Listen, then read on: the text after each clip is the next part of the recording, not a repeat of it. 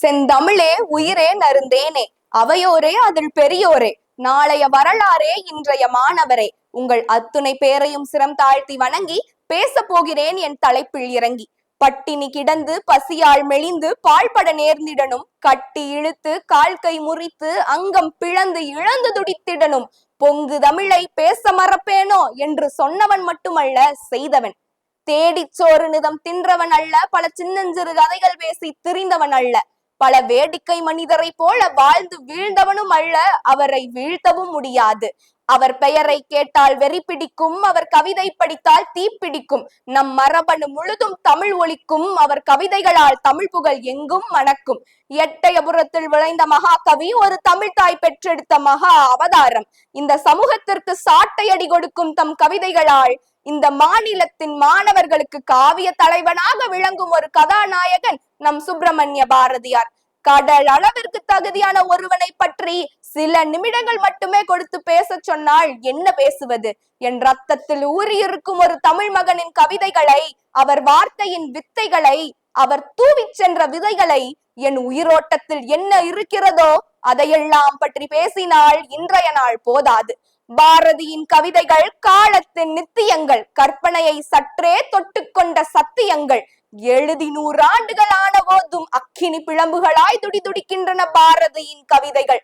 கம்பன் போன்ற நாடக பெருமையோ, வள்ளுவன் போன்ற உலக பொதுமையோ, இளங்கோ போன்ற காப்பிய செழுமையோ பாரதிக்கு வாய்க்காவிடினும், அவர் தம் வரிசையில் வைத்து பாரதியை அழகு பார்க்க காலம் ஒருபோதும் தயங்கவில்லை. காரணம், அறியப்பட்ட தமிழ் கவிஞர்களுள் பாரதி மாறுபட்டவன். இந்நாட்டின் வீர மரபுகளையும் ஞான பெருமைகளையும் தத்துவ தரவுகளையும் தூசு தட்டி நிகழ்கால நீரோட்டத்தில் கலக்க நினைத்தவன் பாரதி. சொல்லடி சிவசக்தி, என்னை சுடர்மிகும் அறிவுடன் படைத்து விட்டாய், வல்லமை தாராயோ இந்த மாநிலம் பயனுற வாழ்வதற்கே என்று ஆணையிட்டவன். எழுதியபடி வாழவும் வாழ்ந்தபடி எழுதவும் செய்தவன் பாரதி. வாழ்க்கை முழுதும் வறுமை, தந்தையை இழத்தல், அரசாங்கத்தின் விரோதம், உறுதியான முன்னேற்றம் அடைய முடியாத நிலை, இவற்றின் சோதனைகளுக்கிடையே தளராத மனதிடம் படைத்த தவ புதல்வன் பாரதி.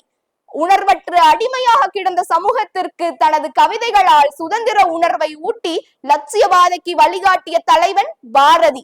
பெண்களை அடிமைப்படுத்தி இருந்த காலத்திலே அமிழ்ந்து பேரிருளாம் அறியாமையில் அவளம் மெய்தி கலையின்றி வாழ்பவர்களை உமிழ்ந்து தள்ளுதல் பெண்ணறமாம் என்று பெண்ணடிமை செய்தவர்களை காரி உமிழ்ந்தவன் பாரதி. பாரதியின் கவிதைகளை எல்லாம் அடுக்கி சுருக்கி சொன்னாலும் இன்றைய நாள் போதாது. 38 வயதிற்குள்ளேயே இந்த சமூகத்திற்கு தர வேண்டிய அனைத்தையும் தந்துவிட்டு சென்றவன் பாரதி. பாரதி இறந்தபோது அவர் இறப்பிற்கு வந்த ஈக்களை விட ஆட்கள் குறைவு என்கிறது வரலாறு. தலையில் தூக்கி வைத்து கொண்டாட வேண்டிய தலைவன் அன்று சமூகத்தால் அவமதிக்கப்பட்டிருந்தாலும் நல்ல எண்ணம் கொண்டு அதில் நிலையாய் நின்றவர்களை காலம் ஒருபோதும் கைவிட்டதாய் வரலாறு இல்லை. சமூகமே தவறான பாதையில் சென்றாலும் கூட ஒருவன் மட்டும் சரியான பாதையில் தனித்து நிற்கும் போது அவர் அப்போது சமூகத்தால் புறக்கணிக்கப்பட்டாலும் காலம் கடந்தாவது இந்த சமூகம் அவரை தலையில் தூக்கி வைத்து கொண்டாடும் என்பதற்கு மகாகவி பாரதியின் வாழ்க்கையே மிகப்பெரிய சான்று. 100 ஆண்டுகளுக்கு முன்பாக பாரதி எட்டயபுர அரண்மனைக்கு எழுதிய கடிதத்தில் தனக்கு பொன்னாடை போத்தி பல்லக்கில் அழைத்து செல்ல வேண்டும் என்று குறிப்பிட்டிருக்கிறார். ஆம், அவர் கண்ட கனவு தற்போது நிறைவாகி இருக்கிறது. 7/12/2025, அதாவது சென்ற வாரம் பாரதியின் சிலை பல்லக்கில் கொண்டு வரப்பட்டு எட்டயபுர மன்னர் சைத்தன்ய ராஜாவால் பெற்றுக் கொள்ளப்பட்டிருக்கிறது. தமிழகத்தில் நாட்டுடைமையாக்கப்பட்ட கவிதைகளில் பாரதியின் கவிதை முதல் கவிதை. உடல் மண்ணுக்குள் சென்றாலும் அவர் கவிதைகளால் நம் எண்ணங்களில் நீங்காத இடம் பிடித்திருக்கிறார்.